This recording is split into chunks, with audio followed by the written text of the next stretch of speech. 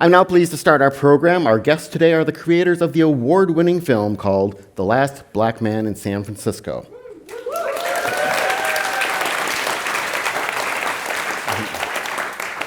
Jimmy Fails stars in the film and co-created the story of the film, which is partly based on his own life. And Joe Talbot is the director and co-writer of the film.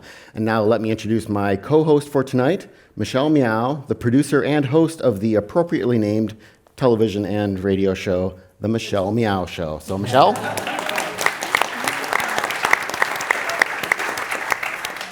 Thank you so much. Thanks for being here. And I just have to put this out there if you're here tonight for the very first time and haven't been to the program.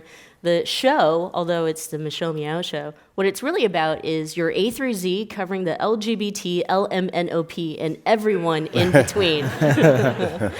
All right, let's get started. I'm so excited to meet these dope guys in person. I mean, the movie is such a gift to San Francisco, but also a gift to the world. Just reading about your friendship, both of you, I'm jealous. Like I want to be your best friend and tell you my life story, and so that you can make a kick-ass film about it. Let's start with that. You can be our third best friend. Oh, you know what? I'm going to take you up on that. I know where to find you now. But let's start with that. Let's start with your friendship, and you are childhood friends. You both had this plan to make this film for a really long time. But walk us through the whole thing. I mean, it was like, what was it like? Was it like, hey, Jimmy, let's make a movie out of your life? I think it was, that's the thing about the city is, when you're growing up, there was like a kind of a silent acknowledgement of each other before we saw each other because we were like, kind of in the same neighborhood. So it was like, we would always see each other and just be like, oh, who is that guy? Or who is that guy? But we never like said anything. And then there was an event happened. Everybody used to kind of, be outside back in the day. That's one thing that's changed a lot. Is like all the youth was kind of outside at the park. So everyone from every neighborhood, kind of whatever, was always outside. And there was like an event, we were like playing football or something. And I finally got to meet him, and then it was just like brief there. And then I met him again, like, probably months later. And then I ended up reconnecting with his younger brother, Nat, who like helped us out a lot with the concept trailer and just helped us out a lot, period. And he's a little closer to my age, so I went back to their house and we ended up having like a heart-to-heart talk, me and Joe, when we ran back into each other. He's like, hey, what are you doing here? I was like, oh, I was with your brother. And he was like, oh, and then we just talked for like 3 hours that night, and I was like past curfew at my group home and everything, and I was like trying to tell him like I wasn't partying, I was just talking. They didn't believe him. They didn't believe him. He called and he was like, yeah, I'm just here talking, having a nice long conversation, like, what drugs are you doing? You must be out with girls doing God knows what. He was like, no, I'm just inside a home talking, into the wee hours of the morning. But that became how we connected. Exactly, and that was just kind of the foundation for this. Yeah, we'd sort of, the neighborhood that me and Jimmy met in was like Precito Park, so sort of on the border of like Mission Bernal. Yes. My parents raised us. They're here.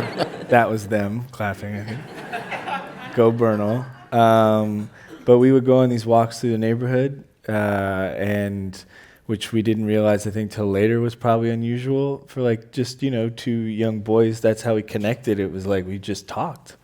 And, kind of about everything and anything, I feel like, in our lives. And at first it was really informal. I don't think we ever thought, oh, these conversations will become a film one day. But, years and years of that, you hear all these stories. He'd share stories with me. I'd share stories with him.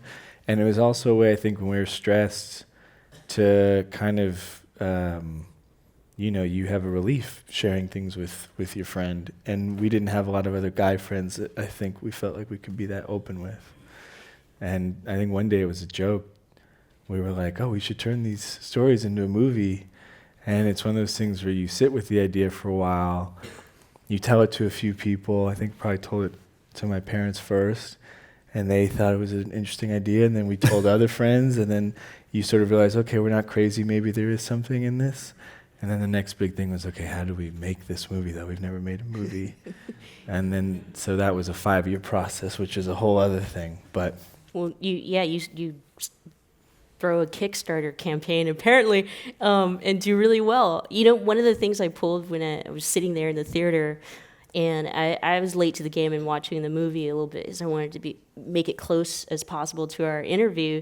So I'm sitting there with 10 other folks at the Landmark Theater in San Francisco, and it was it's very intimate, right? But the picture comes up first, and for some reason it just hits me where I'm like, it feels like Barry Jenkins is in this film or something, or he's had some kind of influence. And I do my research and I read more. The story is hilarious, where I was like, oh man, I got chills. Barry Jenkins does have a part in this thing, a little bit. It has a little bit to do with the Kickstarter. Yeah. Well, yeah, I mean, Oh, go ahead. no, go ahead. No. You s- We're going to do this a lot tonight. no, You tell the first half. okay, I'll say just the first half. Yeah. So, Barry was, he was the only, we basically reached out to him because he was the only, we had seen Medicine for Melancholy, and that was like, we didn't think there were other filmmakers in the Bay Area, let alone San Francisco. So we reached out to him for that because we were like, trying to get tips on how to get our movie made and how to get started and stuff. And then that's the first half, so you can. Yes. Go ahead. Basically, yeah, I would see him around the Mission, and he had only made one movie, this movie, Medicine for Melancholy, that was, made in San Francisco. And I think he was making commercials at that time, and we wrote him, and I was surprised. He wrote us back, and he was like, oh yeah, I'll meet with you guys. And so I think the first conversation I had with Barry, I was like, do you really think we need a script? And I think he laughed because he thought I was joking. And then I was like trying to play it off like I was joking, and he realized I wasn't. And he was like, yeah, you need a script, man.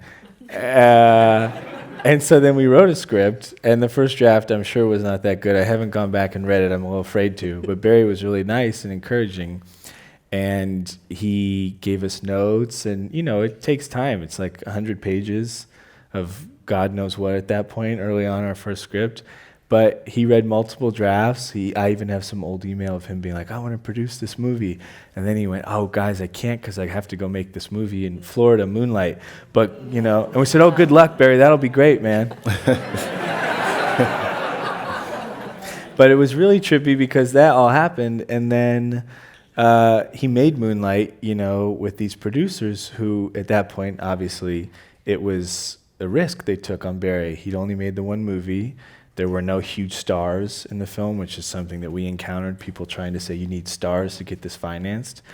And the people that were kind of, part of the team of heroes that made that film happen were Plan B, Brad Pitt's company, and A24.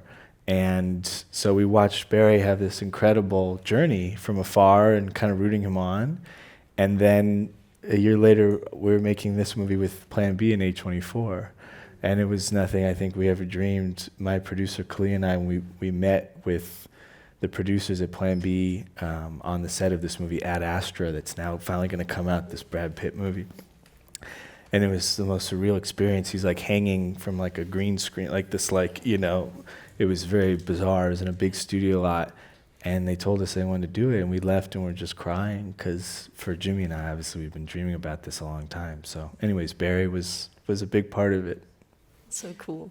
So was this what got you into filmmaking, or were you both thinking you wanted to be filmmakers and this was something you wanted to do as a project? Well, I mean, we've been making movies since we were kids, really. So, and it's funny, they've always kind of come from experiences we've had, honestly. So, but, there was a point where it was like, I did acting in high school. My high school acting teacher is probably like the reason I even act today, because she like made me believe I could do it.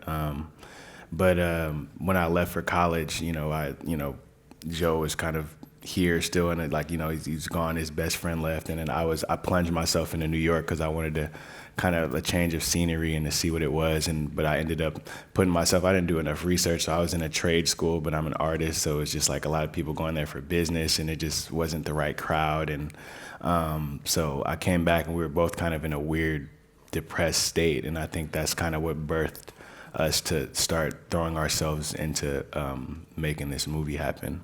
Yeah.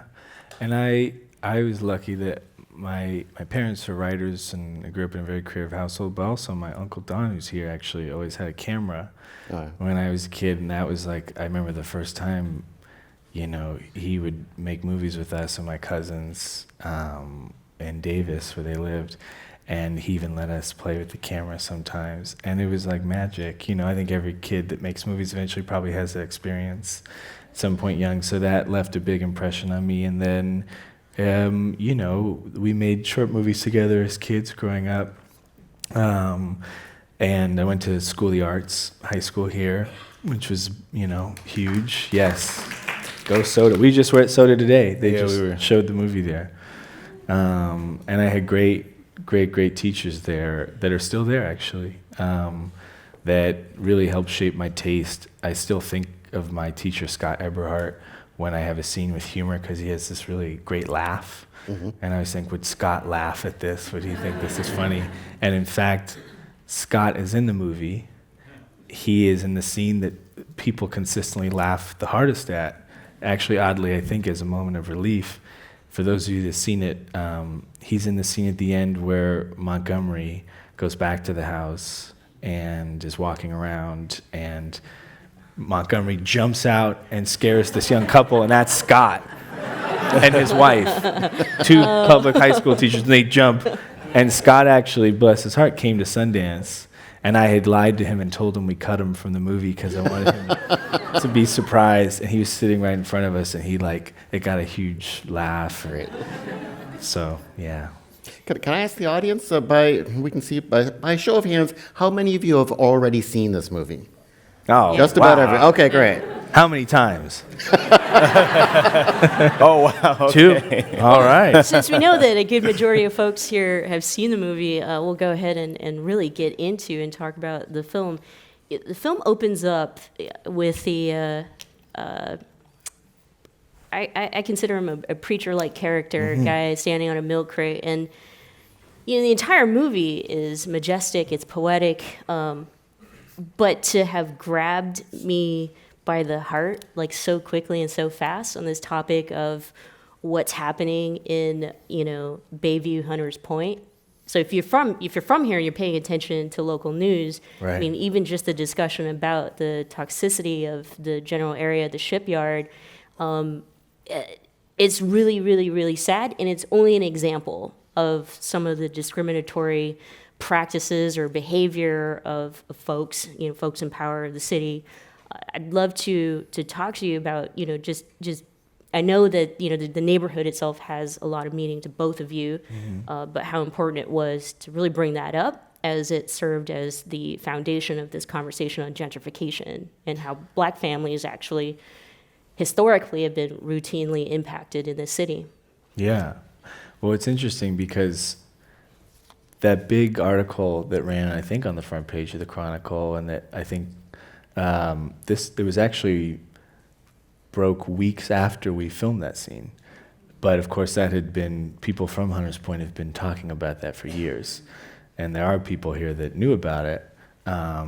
You know, there are people that have been trying to, I think, bring that to more people's attention for a long time. Kids growing up, nosebleeds, cancer rates over there very high. Asthma.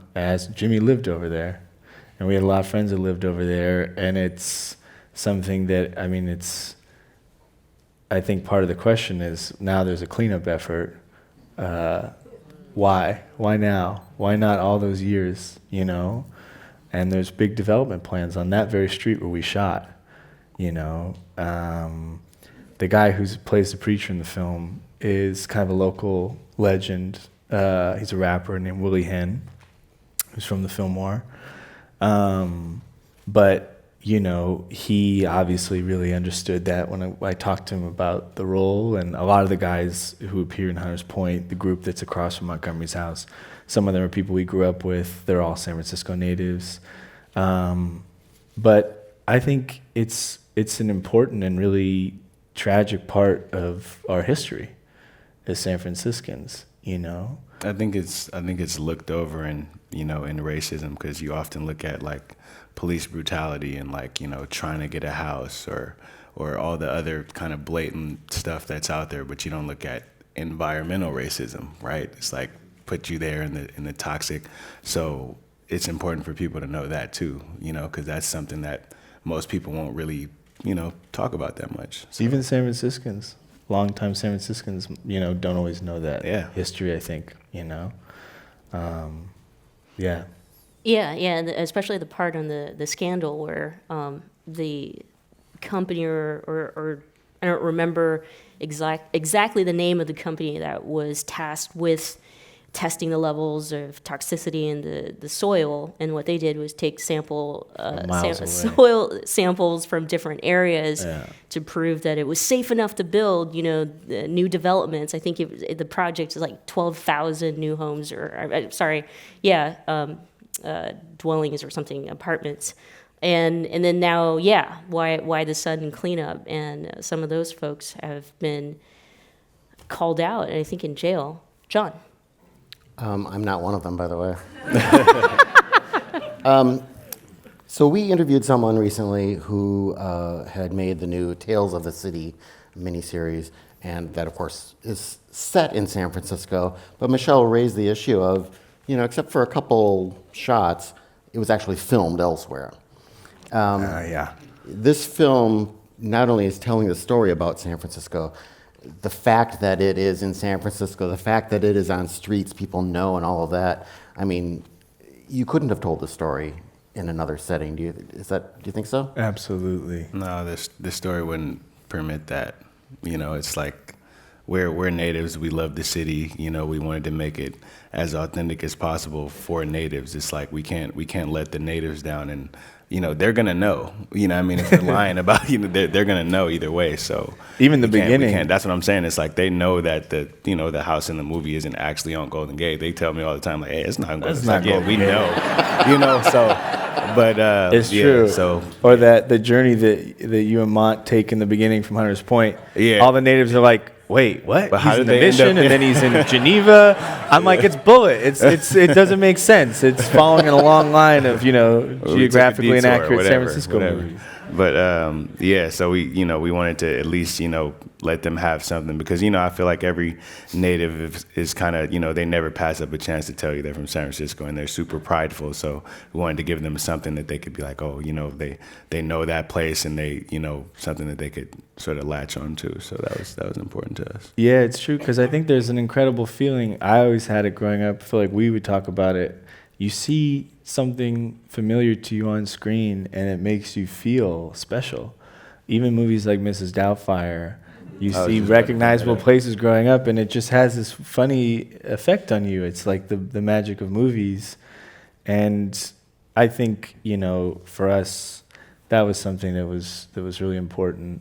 And I think Jimmy says this, we almost feel like we made accidentally like a period piece, because so many of the locations that we shot don't exist anymore.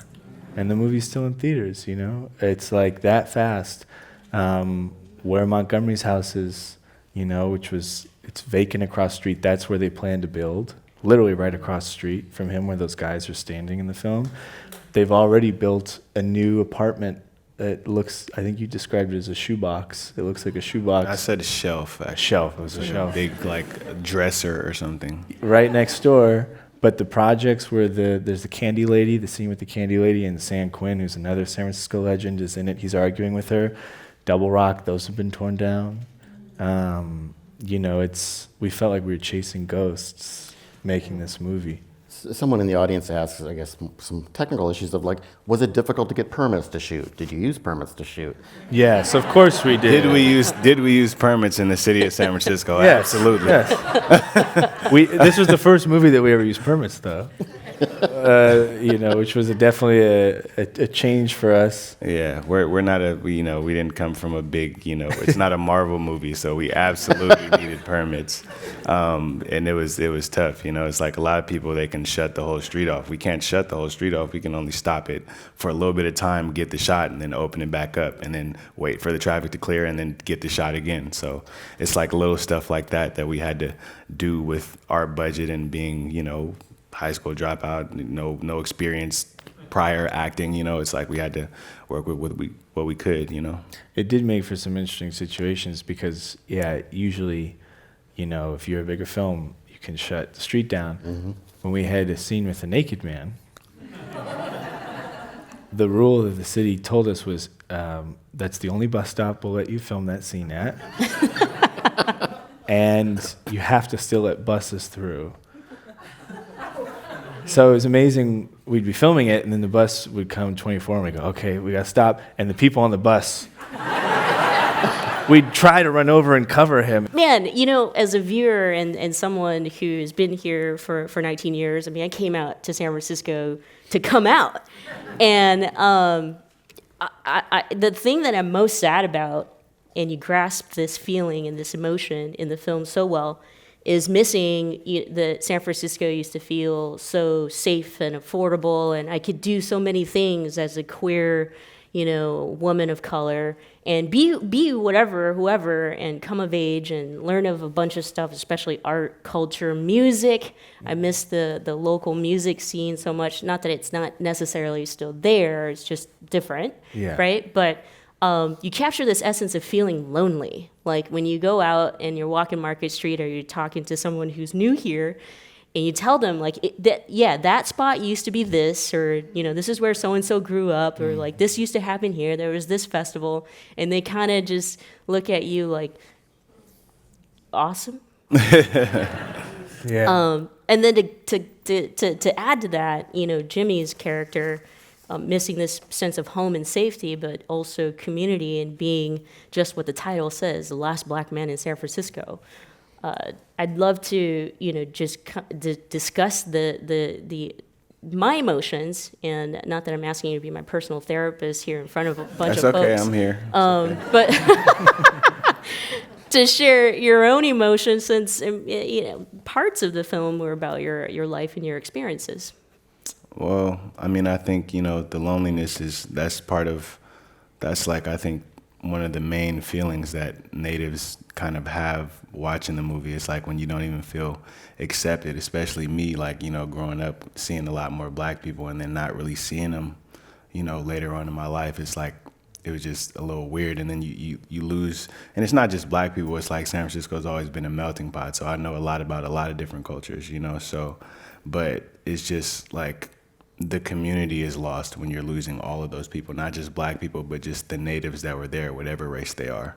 So then it's like you're walking down the street, you don't even know the people in your neighborhood. It's like it used to be like I would leave the house and it's like, you know, sometimes I'm like not in the mood to talk to someone, but it's like if you see someone, you got to say hi because they're just like, hey, what's up? And you're like, you got to say hi. But now it's just like, you know, no one even knows you. Or it's like, you know, even like a curious glance from a stranger back in the day, you would strike up a conversation on the Muni bus or wherever on the street. You would even just catch a quick glance from a stranger, like they see you, they acknowledge you. You don't even get acknowledged anymore. We're all here on our phones. You know what I mean? It's like they're either here or they don't even care. So that's, you know, that's a big difference in what I've seen. And it, you know, it really, you know, affects a lot of people. You know, it affected me a lot.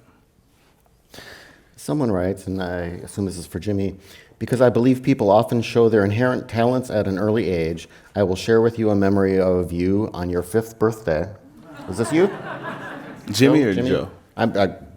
Some of you when they were 5. Your father gave you the video camera and you filmed the entire birthday. Was that Joe or Jimmy? That was probably me. That's That sounds like something I'm not I a did. director. Congrats on for continuing your passion. Oh. Oh, But a question, another here is, if the movie is somewhat based on your friendship and one of you is white and one is black, why did you decide in the movie to have the central friendship between 2 black men?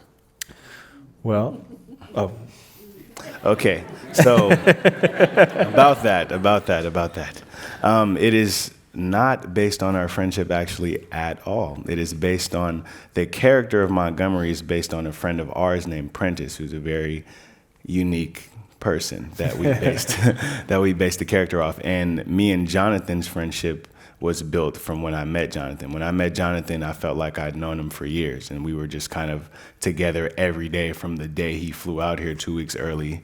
And then on, even I was, sleeping in his hotel room when we were shooting the film, sort of thing. So we were together all the time.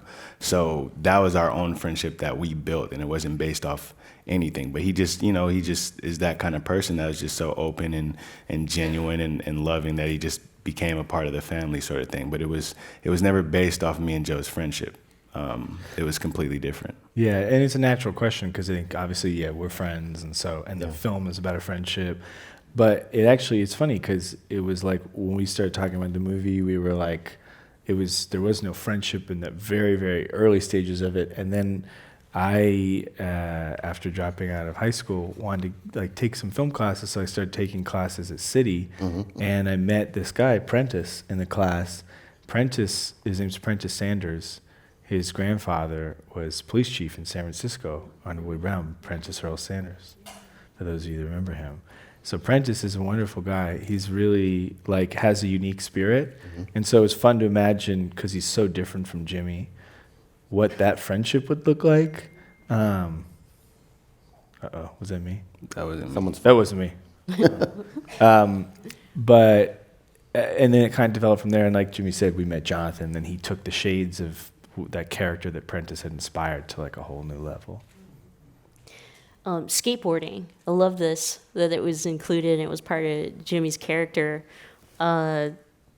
Personally, I mean, the first bone I broke, and I told you this in the green room, was my thumb, because when I moved to San Francisco, I also tried skateboarding. I was into the skate culture, and San Francisco has a rich history of skateboard culture. Yeah. The interesting thing is that some folks might generalize it as if it's like a homogenized racial sport. There's a line in the movie that's like, where Jimmy's character's dad is like, "You're not still riding the skateboard, are you? Why are you dressed like a white boy?"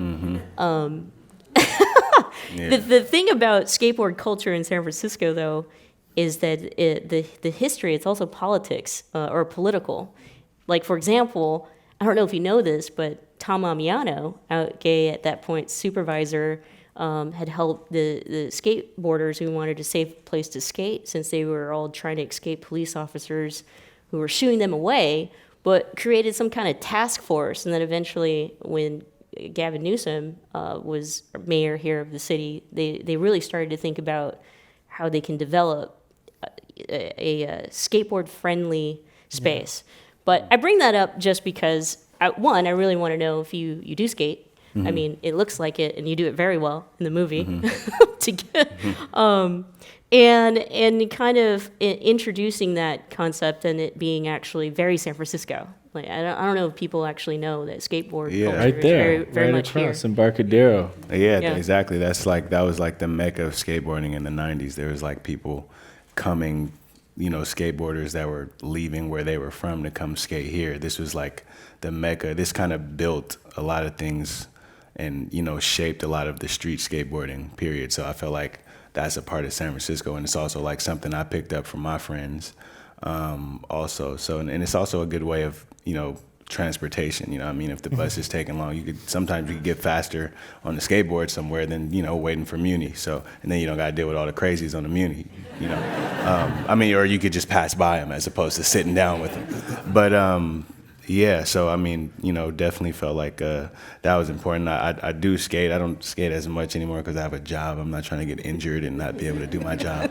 But when I can, I definitely do. So it's always going to be a part of me. And it's a way I got to explore the city a little bit. I've explored a lot of the city that I didn't know. Through skateboarding, and met a lot of people that I might not have met without a skateboard too. So I feel like it was super important to put that in there. And Tony, so one of the guardian angels of our movie was this guy, Tony Vitello, who runs Thrasher. And Thrasher actually was founded by his father in Hunters Point. It's been in Hunters Point since the beginning. And so when we shot this concept trailer Jimmy mentioned earlier, it was the first thing we did when we were kind of trying to figure out how to make this movie. It's a very short piece. It was 5 minutes. I filmed it hanging out of my brother's car, basically tracking Jimmy as he skateboarded through the city, telling the story of his grandfather that had inspired us, the true story. And we put it online, really not knowing what to expect, but we started getting letters from people saying, "Oh, we want to help make this movie." And a lot of those people that wrote us became sort of our film family that helped us get the movie made. And other ones just became these sort of helpful angels along the way. And Tony was one who wrote us and was like, you know, how can I help? And we're like, actually, we have a lot of things you could do. So he connected us in a lot of ways. He helped us meet Daewon Song. So the guy that plays Jimmy's aunt, Tashina Arnold in the film, her boyfriend, who's trying to look like a really bad skateboarder in the movie, is actually one of the greatest skateboarders of all time. And part of that came from, like, we were like, when you grow up in the city, one of the things you see often are like couples that look like that. You know, interracial couples in San Francisco. That's a part of our upbringing. So we were like, what would be a really hot couple? Okay, Tashina Arnold and Daewon Song would be an awesome couple. And luckily, they both were down. Tashina was flirting with him so outrageously that he was blushing so much he could barely deliver the lines. But he was such a great guy, and he was so nice. And half of our crew was more starstruck with Daewon than anyone else, honestly, because they all had his posters as kids. But Tony, you know, connected us to him. Andy Roy is in the movie, who's another local legend. And he helped us build the board that could actually fit Jimmy and Mont on it for that whole skating sequence. He connected us to this guy who built the board, because Jimmy was very adamant that it not be a longboard, because longboards are lame. I can't wait to hear what you think of those electric scooters. Oh, boy. John. Someone in the audience asks, what happens after the movie ends? Where does he go in the boat? Oh, boy. Marin? Is he dead? Farallons. Honestly, Bart was taking really long, so I was trying to, no, I'm just, you know, they always say, you know, I mean, I guess, you know, if there's nothing else left for you and you don't feel at home anymore where you're from, and I felt like the house was what drew me to the city, and I didn't really have that anymore. It's like, I guess it's time to go start, you know, somewhere else, start new somewhere else. So that's really all that that's supposed to represent. And it's like, you know, what's more cinematic, getting on Bart or, you know what I mean? You know, so. Yeah, pretty much. Pretty much, yeah.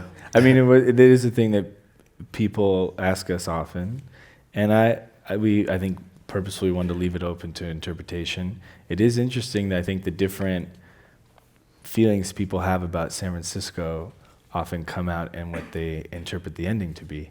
Some people have come to us with really dark interpretations. Other people are more hopeful. Some people say they go back multiple times and have different feelings each time. And I think that was our hope, you know, because I think right now it is really hard to define the city. There's a lot of criticism from outside the city, like that article in the Washington Post about San Francisco. I think all of us natives and longtime San Franciscans, I'm sure many of you in this room have lived here longer than I've been alive, have like really, we're very passionate about the city and what it means to us. And any criticism from outside is part of what led to the line in the movie, you don't get to hate it unless you love it, because we've all bled for it. And so I think everyone's at a different point in their journey and wrestling with that question of what do we do? Some people are fed up with the city, like Tashina Arnold's character, Wanda's like, I fought for this city and I've decided to have a life outside of it now and try to find happiness and tend to my garden and, like do things that I don't want to do in front of Jimmy with my boyfriend, Daewon.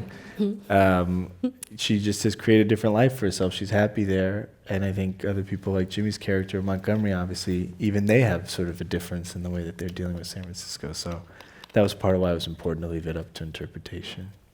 I appreciate that. I mean, there was some point where there was sadness, was feeling a loneliness, and then especially when Jimmy moves in and, well, he's basically squatting, right? The house that his grandfather built, and something happens, and the couple that was there moves out, so it's empty. You got me going there for a quick minute where I was like, oh, I could do that. Like I wonder which homes are vacant People that are going for like multi-millions of dollars that people Someone are. did Impact Heights. You We know. read a story. We were going, is this too crazy? And then it was like in the Chronicle, it was like, guy squats in mansion in Pack Heights for a year. Like, all right, I guess. I mean, guess yeah, the odds of a black guy doing it is very low, but it's a movie. That's I true. mean, you know. That's true. Like I said, you got me going, and then I was like, yeah, you're probably not a good idea, not going to do it. But that there were many things going on in my mind, like what could we do? What could we do to claim our space, but also leaving the movie with this sense of like redefining, what property means, and how sometimes like what we own or what we think is ours can paralyze us from who we are as an identity. Sound like a poem right now, but I mean that's how superb the writing was. How many drafts did it take to kind of get where you're at? It was the first one. It was the first one. Yep. Once you realized you needed a script. Yeah, oh yeah. I wrote it in a day. I think it was a day it took us to write. No, God, like 8 drafts, probably more. Is it? I think it was more than 8, but maybe. We'll call it 8. We'll round down. Yeah, whatever. 8. No, it was a lot. It was a long time trying to work because we were really emotional. We were angry when we started. And this first draft was angrier. And I think that, there were certain things along the way. I think we grew. We brought on more people who were really loving and who felt like the best of the Bay Area. Our other co-writer, Rob Rickards from Berkeley, he's like a Berkeley High guy through and through. He's like one of the most loving people we've met. Kalia, our lead producer, her family's from Hunters Point originally. They moved out to East Oakland where she grew up. She's one of the most caring, compassionate people. So all these people on the project had so much heart that bled into the script and it became more loving. And then I saw late in life, I was embarrassed I hadn't seen it earlier, Harold Ahmad. And Hal Ashby, to me, I never in my life have had the urge to rewatch a movie so soon after seeing it. It's just not the way my brain works. I watched a movie like 5 times. I made Jimmy watch it. I watched it with my parents. There's something about the feeling of that movie that felt so much like the San Francisco that had been described to me of my parents' generation, not just in the people, but the love. There's no villains in that movie. Even the people that disapprove of their love are treated with a kindness, and they're not villainous or hateful. They're just sort of, they don't understand. And that feels like the very spirit of San Francisco, that we don't, when we disagree with people, try to cancel them or come at them with hatred, that we try to be open and understanding and compassionate, and it's a city built on that. And at least it was, I feel like, when we were growing up here. So we tried to make the film inch closer to that thing that Hal Ashby, I think, captured so well. I'm like Michelle in that I am a transplant here. I came here in 2004 at the beginning of the year, and I mentioned this in the green room.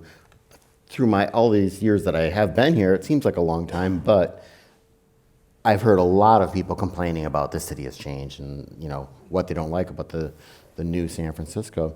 This movie was the first one that really got across what kind of stuff was being lost, how the changing city was changing people, and capturing that in what's a small film. A big project for you guys, but I mean, it's not like you said, Ad Astra with Brad Pitt. I mean, that's a real achievement. I think you're going to capture both the folks who are, and actually, let me turn this into the question, which is, the people who are coming to this movie, what kind of reactions are you getting? Is it different from the people like me who are saying, oh, this is explaining something to me and I'm getting it emotionally and intellectually in a way that I might not have before? And then there are the people who, yeah, I lived here and I've seen this happen, or this has happened to me, or whatever. People who are getting different things out of this movie. And what are you hearing from them? There's a lot of different answers and things that people get out of it. I think an interesting one is doing Q&As around the city when you have techies in the audience, right? And they're asking because they've seen this movie and they feel like they know a little bit about more what they're pushing out, and they ask what can I do to not be a gentrifier, which is cool. It's wow, you saw the movie and that's what you thought. That's one of the most, unique reactions I've gotten. It's like, for them to actually genuinely want to not be, problematic towards our culture and our history, and want to actually know, because that's all we're really asking from gentrifiers. It's like, if you have enough money to live where you want to live, then, do so, but just do your research and don't try to push the people out. At least acknowledge them and, the history and of where you're moving to, before you just plunge yourself into it. Yeah, I think it's interesting because there's certain things people bring up. I think you're maybe aware of, we talk about, but you don't know how salient certain points will be until it's out in the world. One thing, a lot of men coming up to us afterwards, sometimes even struggling to put the words together, saying how moved they are to see men get to be sensitive. And it's really interesting because we never sat, I think, down and said, oh, we want to make something that captures that. I think some of it comes out of Jimmy just naturally, and Jonathan, what he brings to his character. But a lot of men saying it feels really great to get to see that and see men cry. There was a really pretty heartbreaking reaction we got from one mother who, there was a mother and father in the audience whose son had been killed. And they said, and the father was very emotional after seeing the movie, and his son was a skater, and said that Jimmy had reminded him of his son. And the mother said to me afterwards that when her son passed away, she saw men crying. And she hadn't seen that depicted in the media, specifically of black men crying. And getting to see the scene where Jordan, our friend in real life, and also, in the film, when he looks like he's about to fight Jimmy, and he starts to cry, she said that scene was what she saw, that night. So I think, it's reactions like that obviously are, mean a lot. And then, on a very different note, we just got back from our first time ever in Europe. And I'd gone actually as a young kid, but never as an adult. And we were in Switzerland for our European premiere at Locarno, at the Locarno Film Festival. Yeah, it was amazing. It blew our minds. They had like an artist colony. They had taken over an old military base, and it was like, wow, how do we do this in San Francisco? It was amazing.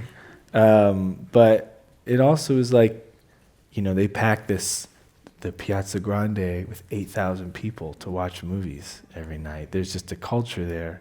My mom was joking. She was over there. You talk to the plumbers about like bicycle thieves. Like everyone watches movies, It's just not something that's reserved for, select few. And so there's something really beautiful about talking to people that had never been to San Francisco, never been, some of them, to the United States, and really were connecting with Jimmy's character and his story, across all ages. Yeah. Old Swiss Italian moms coming up and kissing his cheeks. They do it. They do it 3 times in Europe, just so you know when you go. It's not just 2; it's 3 in some places. There's only 2 for me. I don't know. Maybe he got. As we're winding down, I really don't want to leave without talking about how great the music and the score of the music is. Yeah. You had me at tears, Michael Marshall singing San Francisco, and then you had me cracking up when, he sang his signature, I got 5 on it. I was like, oh my gosh, man, that was so great. Joe, I know you worked a whole deal, you're a musician and all that, but there was so much that went into the score. Yeah, we obsessed over it. First and foremost, our composer, Emile Mosseri, made the music of our dreams. It was something that, Emile. And I should plug him. It's just got released on double vinyl, the soundtrack. It'll be out in October, so you can give it away as a Halloween gift at your door. Yeah. It's got gold foil and everything. But, basically, I started writing music before we wrote the script, because I'm weird, and for me, it helps me develop the world just to think about musically what it feels like. And I knew there were going to be passages that were really driven by music. That's probably something me and Jimmy connected on even before movies was music. We're always sharing music with each other. And this movie felt like it, you know, I grew up on like all these big scores in the 90s, like Last Mohicans. My parents were always playing at our house. And you always have that really disappointing feeling when as a kid you're making movies. I remember like one of the first movies we made and I tried to put like the Last Mohican score to it. Didn't quite live up to that music. And I think from that point on I was like, I want to make something one day hopefully that can justify a big score. And for this in particular, it felt like we wanted to make like a kind of mini epic. You know, it's a story of man trying to get back to his home and sort of shades of the Odyssey, we would sort of say. In our, you know, moments when we had delusions of grandeur, we're like, it's like the Odyssey. I never said that. No, Jimmy didn't say it. I think I probably said it. But it was, you know, the music for that we imagined that was like, you know, big and orchestral, and that's also really expensive. And we didn't have a lot of money, and so I was worried about it. And I talked to a lot of composers, and I didn't meet anyone that quite understood that. There's also this sort of we really wanted to create something that felt both classic and old Hollywood. I grew up on a lot of old Hollywood movies, and those scores always stuck in my heart, but also want to make something that felt new and fresh. And so I met Emile, actually. I heard his music before I met him. He sent in a rough attempt at the beginning, that opening sequence, which of course is almost entirely driven by music, where they're skating through the city. And it was so accomplished, and it sounded like he'd recorded an orchestra. I couldn't understand how he'd done it like in a weekend. It had like bassoons and oboes, and like I've never heard, you know, software instruments that sound like real. I couldn't get it. I thought it was a fake. I thought he'd stolen it from somewhere and said he created it. And then I was sure that he had, when I met him, because I was expecting this like bespectacled older guy, balding with like wisps of white hair and a turtleneck, and he was like this young, handsome guy who's like younger than me, and I was like, okay, this guy's phony. There's no way. This is but he's a great con man at the very least. Something's weird. And he'd written it. He'd never written a score before. He'd done some smaller stuff actually with Terrence Nance, who's amazing, but never a full score for a film. And he just understood it. He's like it's like Jimmy. He's like now like someone. He's like a lifelong collaborator, and he was never afraid I'd be in there singing to him. And you know, he didn't kick me out. He eventually kicked me out, but he let me hang out there for a while, and he was just always open to collaboration. And I think Emile he always says for him he wanted to make something that felt like it was out of Jimmy's heart and, you know, felt regal. And because the house is sort of like Jimmy's castle, you know, and the Victorians obviously lend themselves to that. So bless Emile's heart, I think he blew us all away. We've actually got several questions from the audience that all ask about the surreal elements in the movie. One person says, I love the film. I was surprised by the surreal aspects of the film. Can you talk about why you chose to take that approach? Any thoughts? I don't even think it was a choice. That's just kind of how we are. I feel like growing up in the city, you kind of, you know, just romanticize the past, and, you know, just kind of you dream things up to be these big, you know, like when I saw Victorian and when I was young, I thought it was like, you know, watching like, was that Fantasia, that Disney movie where it's like, you know, I just thought it was like super magical. So I think it's kind of always something we've thought about in that way. So it wasn't really a conscious choice, really. It's just kind of embedded in us. I feel like we'll always kind of have that element to us. Yeah, I think that's just what we like, tend to like stories that feel a little dreamy in that way, probably. And then I think nostalgia can feel like a drug. And I think there's a lot of, you know, in different ways long for the past, for an old San Francisco. So it felt like that lent itself to the way we wanted to to depict the city as sort of dreamlike and like Emil's music, making it feel out of Jimmy's heart, not like this gritty realism, but more like love, you know? Got about 8 minutes left, and I still have a lot of questions. I actually want to hang out with you, and I want to come over, and I really Come over. I want to be your third Come wheel. over. Yeah. A couple questions that I have. I mean, it was your debut film as a director, as an actor, and they call it that, but we know that you've been working on projects all along.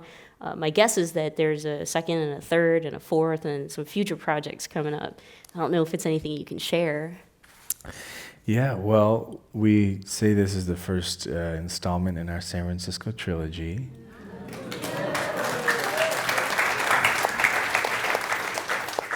Different characters, different story. Jimmy will finally get out of the red plaid shirt that he had to wear the whole movie. And there's not much that we can say about the second one, but we are hard at work on it and developing it with a lot of the same group as Last Black Man. That all kind of came out of the concept show that became like our close collaborators. Well, I can say one little thing. It will have, the lead character has shades of my mom, who's here, and my Aunt Margaret, who are writers, so it deals with journalism. And a very strange story that we unearthed actually just after we finished the movie. So like Last Black Man will be based, not on a story that happened to my mom, but on another story that happened to someone else we know that's sort of bizarre and will, I think, combine, our love of the past in a city that's racing towards the future. So some of the similar themes. And then Jimmy just got cast in another movie. What? Yeah.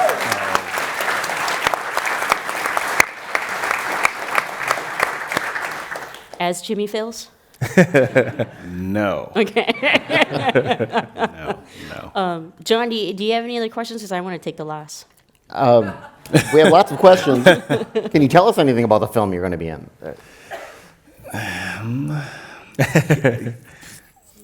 It's another indie film. It's not a big studio thing, so I'm not selling out. That's what I'll say. I'm just going to keep it at that. Sorry. We want to keep making movies here. That's the thing. It's like there's a lot of great talent coming out of the Bay right now. Ryan Coogler, a lot of guys out of the East Bay, Boots, who was really, really wonderful to us. Boots Riley, who did Sorry to Bother You. And, like Boots, we want to stay here and keep making movies. That's the struggle, of course, for all artists, because we live at home right now, my parents' house, and they've been very kind, but they're probably getting tired of us at this point. So, that's always the thing. How can we find a way to do it here? If anyone in the audience knows a way. No, but in all seriousness, that's our dream, So hopefully we can do it. Well, you might be the start of a renaissance. I mean, Hollywood became the movie-making capital of the country, of course, after the earthquake up here, because a lot of the filmmaking industry actually started here. Chaplin was up here. Yeah? Yeah, in the valley. Yeah. So maybe the indies will get it started again on a bigger scale. I mean, you guys and Lucas. And Coppola, yeah. Yes. Yeah. Well, it actually is it's part of my last question, which is the movie, sharing your experiences, and even being honest and truthful about wanting to stay here and tell more stories of San Francisco. My question really was about, not what do we do, but this feeling of hope and struggling to stay here. We just elected a mayor. We'll elect her again in November. I want to be technical about it because I don't think she really has an opposing person running against her. But she's born and raised in San Francisco and born Western Addition and really understands, the concept of holding on to San Francisco and our values. And so what do we do? These folks here have just seen this in great film who acknowledge the fact that there is a lot of erasure happening and an exodus, and most of those communities who are impacted are, people of color, queer, marginalized, elder, senior. I know we're doing stuff politically, but for most of us, and not to answer that question from the guy or the techie who said, well, how do I not be a gentrifier? But maybe the real question is not what do we do, but what do you two hope, will happen in the near future in holding on to San Francisco? Well, sorry, I don't No, want to no, cut you no. off. All right. No, no. Well, I think, art drives the culture. So the artist community is dwindling. So if you bring the art back, then that helps bring some of the culture back. And it starts with the youth. We've inspired some youth from Soda that are like, they're making, this little kid named Phil Elliston and his friends, they have like a little group that they do a bunch of films together, and they're like super dope, and they're like better than we were at their age. So if we can, get them going and keep that going, then, there'll be a future for that sort of thing, and it won't just die off, which, we would hate to see. So I think, it starts with the youth, but, keeping the art here. I think there are things that we can all do. I think that we can tax tech companies. Same way everyone else gets taxed. I think we can build affordable housing.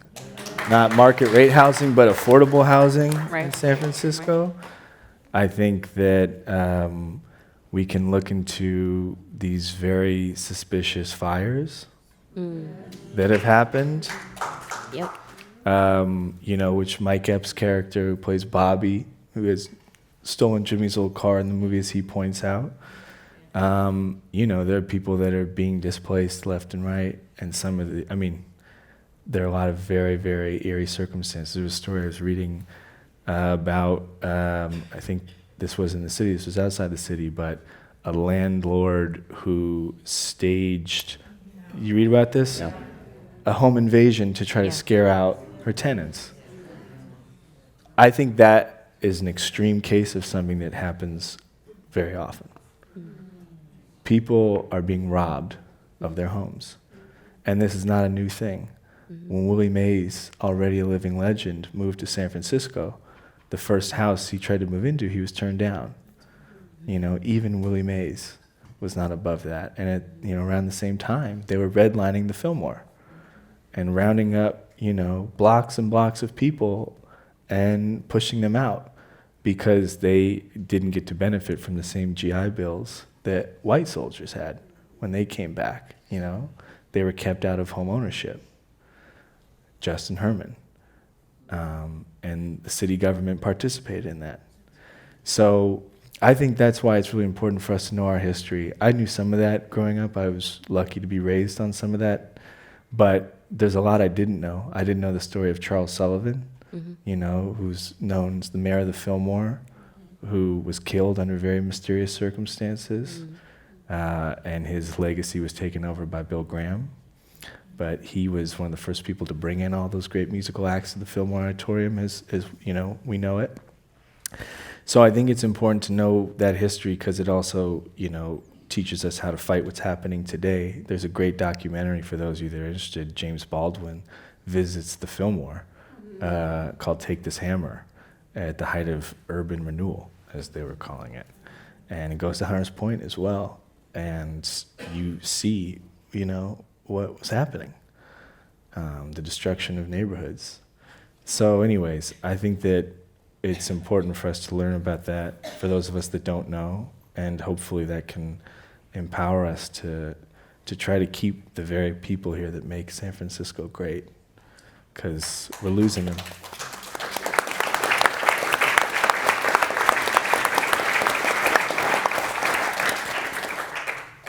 Joe, Jimmy, thank you so much for thank you. being you, Thank you for so sharing, much. for Last Black Men in San Francisco, and thank you all for joining us here at the Commonwealth Club.